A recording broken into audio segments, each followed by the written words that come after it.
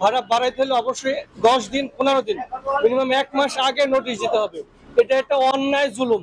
এখানে ছাত্ররা আন্দোলনের মাধ্যমে ভাড়া কমাইছিল, সেই ভাড়াটা পুনরায় বৃদ্ধি করা ছাত্র আন্দোলনের অপমান করা এক কথায়।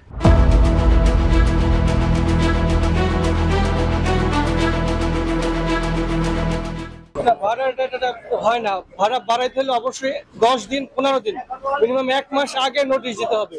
এটা একটা অন্যায় জুলুম। ভাড়া বাড়ানোটা তো অন্যায়। আমার মনে হয় ছাত্ররা এটা প্রতিবাদ করবে অবশ্যই। এটা খাসলামি।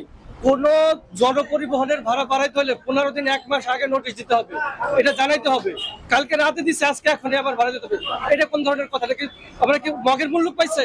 ভাড়া বাড়ানো কিছু কমতেছে ওয়ার্ল্ডে 5% শুধু 5% ছাড়ে ভারতের তেল দিচ্ছে। আমরা তেল কিনতে পারি তাদের কাছ থেকে, ভাড়া তো কমবে, আরো বাড়ে কেন? জুলাই গণ অভ্যুত্থানের পর নারায়ণগঞ্জের ছাত্র জনতারা বিভিন্ন আলটিমেটাম শাসকের কাছে স্মারকলিপি দেওয়ার মাধ্যমে কিন্তু ঢাকা নারায়ণগঞ্জ রুটে 5 টাকা ভাড়া কমাইছিল এবং হাফ পাস চালু করছিল। যদিও প্রথমে স্টুডেন্টরা হাফ পাস সুবিধা নিতে গিয়ে বিভিন্ন রকম হয়রানির শিকার হয়েছে, এখনো হয়। তবে আমরা দেখি গতকাল হঠাৎ জেলা প্রশাসকের কার্যালয়ে একটি মিটিংয়ে পরিবহন মালিক সমিতির একটি মিটিংয়ে আবার 5 টাকা ভাড়া বৃদ্ধি করা হয় এবং রাতারাতি কোনো নোটিশ ছাড়া কিন্তু সে ভাড়াটা বৃদ্ধি করা হয়।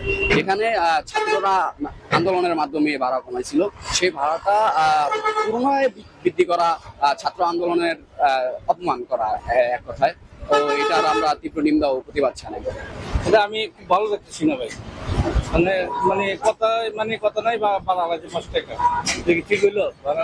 অবস্থানের কিছু বলার নাই ভাই, দেশ যেরকম চলতেছে সেরকমই আমরা ভাড়া নিতেছে, আমাকে কিছু বলার নাই। এখানে 10 জন যদি ভাই সবাই দাঁড়ায় যদি কয় তাহলে আমরা ভাই মানবো, আর 10 জন যদি না কয় আমাকে কিছু করার নাই। তারা যেভাবে চালাবে আমরা এভাবেই চলবো, এটাই।